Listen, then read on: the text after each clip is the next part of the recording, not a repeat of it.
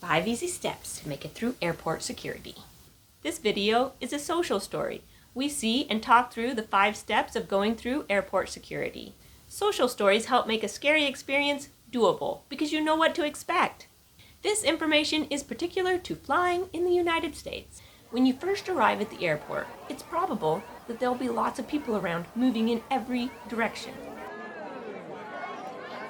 I sometimes take a moment to stand to the side and just watch everything that's going on and kind of adjust myself to all the sights and sounds. I will not be going over checking your bags or getting your boarding passes in this video, but you do need to do that before you head to security. There are lots of signs in the airport that can help you know which direction to go to get to airport security. If you aren't sure which way to go, look for signs pointing the correct direction.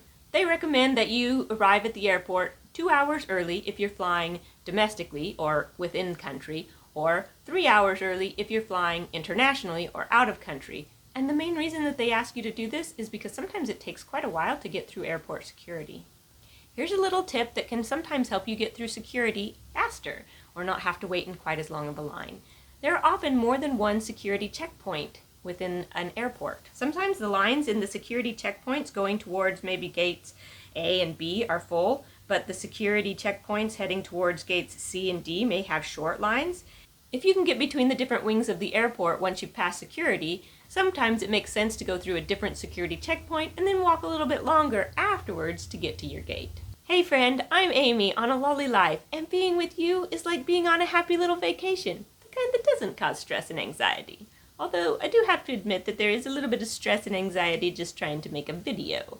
So there's that.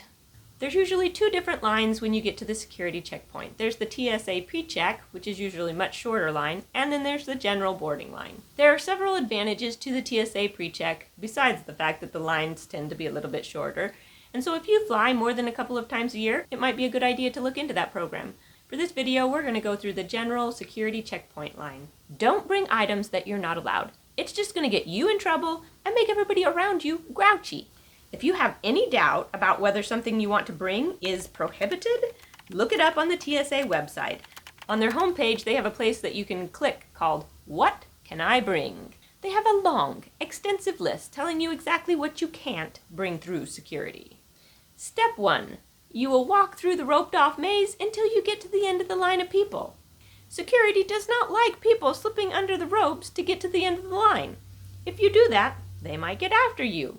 I recommend just walking back and forth through the maze until you get to the end of the line of people. This line will often break into several smaller lines. Once you choose a smaller line, you are not supposed to go back and change to a different line, even if it's shorter, unless security or other officials tell you to. While you're waiting in line, or before you get in line, there are several things that you can do to make things go faster and smoother. Like empty your pockets, remove any jacket or belt, and put them in one of your bags. Drink the last few swallows of water, or they often have places kind of like trash cans that you can empty your water bottle. Also, you should get your ID and boarding pass ready. Step 2. Getting your ID and boarding pass checked. The official will ask for your ID. They might ask for your ID and boarding pass at the same time. You can watch the people in front of you in line to know exactly how that official is doing it right then. The official will check to make sure you look like your ID and scan your boarding pass to make sure that it's valid. You will have to look at the official when they check to see if you look like your ID. If you're wearing a mask, you'll have to pull it down for a moment. They will give you back your boarding pass and ID, and you're ready to move on to step 3. I would recommend that before you move on, that you take your boarding pass and ID and you quickly slip them into a specific pocket, this place that you like to keep your boarding pass and ID every time, so that you don't lose it, and then you can move on.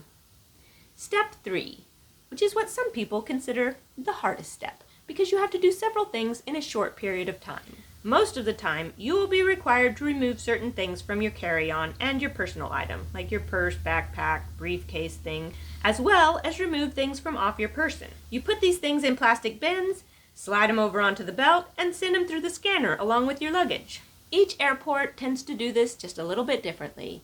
Sometimes even the airport will do it one way one time, and a few weeks later they're doing it a different way. That's part of the reason why this is one of the hardest steps. If you want detailed instructions of this step of the process, I have a video, or I will very soon, like next week, that goes through the specifics of this step.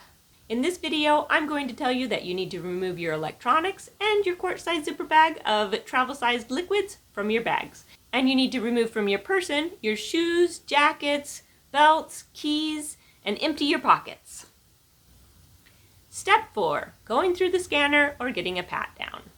Going through the scanner can be a little bit intimidating to some people.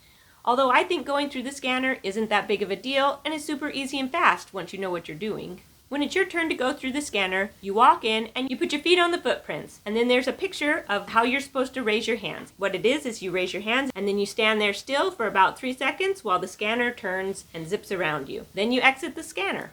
Sometimes they'll pat you down just a little bit after you get out of the scanner. That's okay. Step 5, retrieve all your items from the belt on the other side of the scanner. Put your shoes back on and get the things put back in your bags. They have benches and tables close by, so you can take your stuff over there and take your time getting your shoes back on and putting your things back in your bags. Make sure that you have everything. Go through a mental checklist of the things that you had to take out and make sure that you put them all back. Also check and make sure that you have your boarding pass and ID that you had to take out just before security. If your bag got kicked out for secondary inspection, then you'll have to wait for security on the other side of the belt.